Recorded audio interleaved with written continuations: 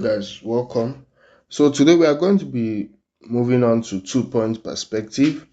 I think if you've been following us from 1 point perspective, you would know now. I did not say it the last time, but you know that the point we talk about here is the vanishing point. So the point, when they say 1 point perspective, 2 point perspective, 3 point, we are talking about the vanishing point. 4, that is a fish eye. So we are talking about vanishing point. When we talked about, so quick recap, when we talk about 1 point perspective, it was just one vanishing point. You know the way I do these things, I don't like to focus and try to draw all those lines accurately. It just makes you a slave to the tools. Practice with those lines, but make sure you are able to break out of those things so you can understand the idea, the physics of the whole thing. Not even physics, the physics here and the math of the whole thing. So 1 point perspective. So now we are going to 2 point perspective, and what that means is that now we will have 2 points. So let's look at this the 2 we have over here. So this is 1 point perspective, and this 2 point perspective. So let's look at that. When you look at it, you see sometimes all these lines confuse you, but it's just simple and plain. You have 2 vanishing points, this one here and this is the second vanishing point. The 2 vanishing points feels more natural, because you know when you're out on the street, when you're out in the world, you see angles, edges, and the 2 point perspective help in determining that. Now, quick one, understand 1 point perspective. What you have in 1 point perspective can still be in 2 point perspective, but there are some things that give in 1 point perspective. But one example I use for beginners is sphere. The circle or sphere, since we are looking at perspective, is no longer 2D or shape. In a 1 point perspective, let's say you have a sphere. In a 2 point perspective, still the same plane. I like to look at it as plane rather than focus on those lines. The lines are not the plane. The plane is the ground, the ground where the object sits. Each object can be above the plane, that is in the air, can be in the sky, stuff like that. So we have our plane. So 1 point perspective is just 1 point. It can be here also. Then those lines follow suit.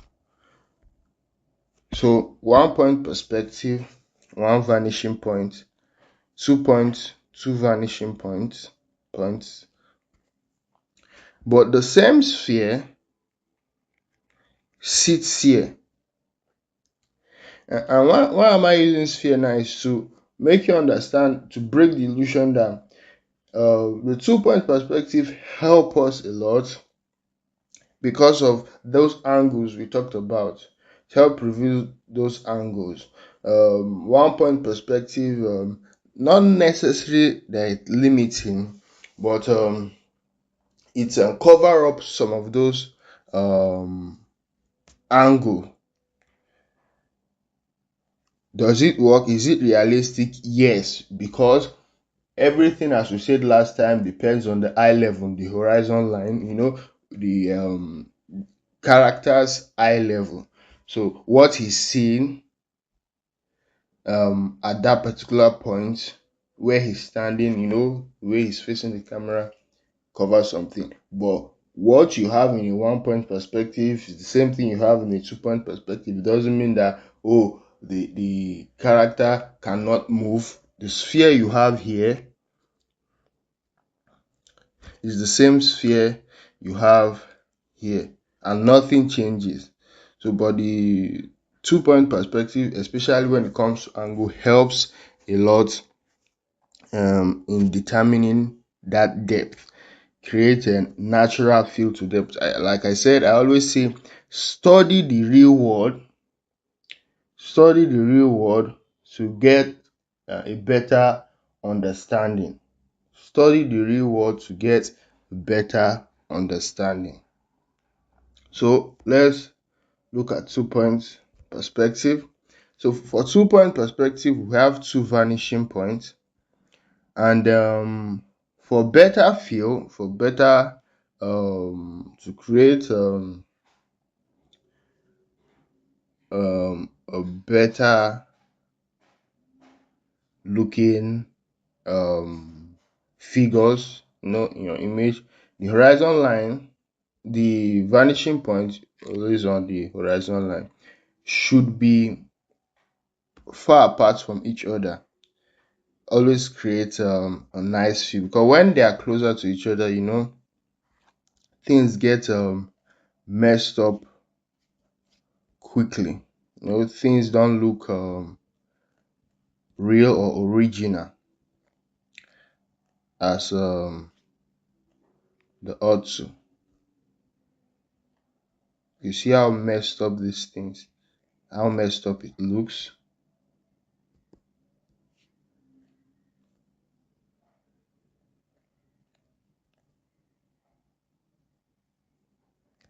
See how messed up it looks. So, but when you stretch the, let's bring this point back. But when you stretch the horizon line far apart, as we have talked about, now you get a different feel. This two is even more close, but we'll use it that way. This is just a quick demo. I'm not trying to do something really that strong. And I'm not really following everything, right? There's a reason I don't follow these things, detailed like that. I love to give room for eye-hand coordination, and I like yes, we do make little mistakes, but sometimes those mistakes create it gives room for freedom. I'm not talking about beautiful mistake. I'm talking about you understand the principle, you understand the theory, but still you know how to manipulate it and forgive yourself. So with this, you can see this is far more realistic than, let me shift this, than this. But still, when in other cases you can use this to create something wonderful, manipulate the eye, fissure and stuff, and create something completely unique. But this is more realistic. Why? Because we have the vanishing point far apart from each other. You are not just facing something head on, you are seeing things from different angles, different points. So I hope we understand what I'm saying.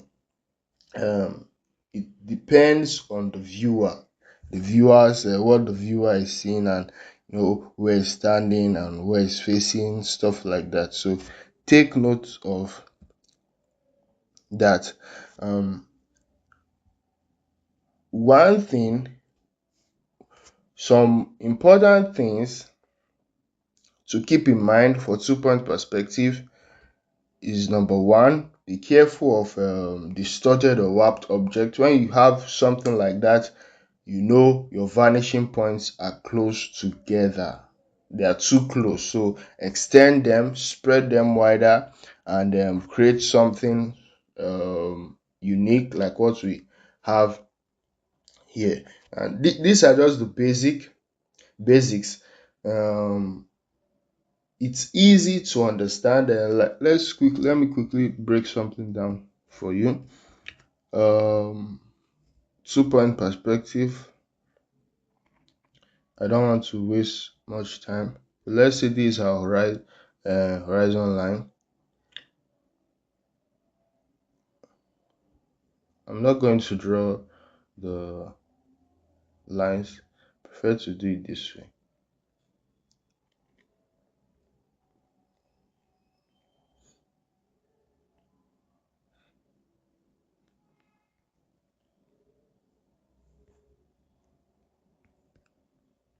This is just a simplification. All the boxes follow the horizon line. I do not use those lines, so I prefer to use just this is the way I draw. If I see something is not clear, I reduce the opacity, go over the drawing again. I love to do it this way. The horizon line are far apart from each other. It's not here. It's not coming, at this point. So take note of that. I'm eyeballing it. I just put the points here so you understand what I'm doing. In a realistic sense, they are more, far apart. This point, this is even further. So I hope you understand what I'm doing here. So take note of that. But I'm just trying to create an example for you. So all these points, all these boxes are in different heights. They are in different heights. This one is on the ground. This one is mid-air. This one is in the sky. So take note of that. We can say, if you look at this very well, you can notice it can be on the floor too, because we have uh, the bottom line touching the ground. So this is on the floor, but it's like you are closer to it, so we can't see the top. We are further away from it, so we can't see the top of the building or the box. If it was in a 3 point perspective, we'll get there, we'll see those stuff, but still you can see the difference. High, mid, we are in the midpoint, and this we are above it, so we can see the top plane. So this is very, very interesting. Is the same thing we're talking about bird eye. Sorry for that. Bird eye view, street level. When you're walking past building, you can't see the top. Warm eye, things are far above. But take note, this is height because we can see the bottom of the box. If it was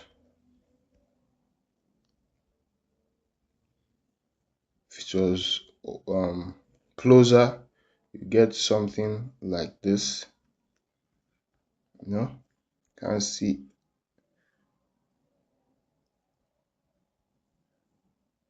most of those stuff. You can't see the top, you can see the ground level. So I hope this was helpful. So things to keep in mind: if your object look like it's floating, remember the ground plane.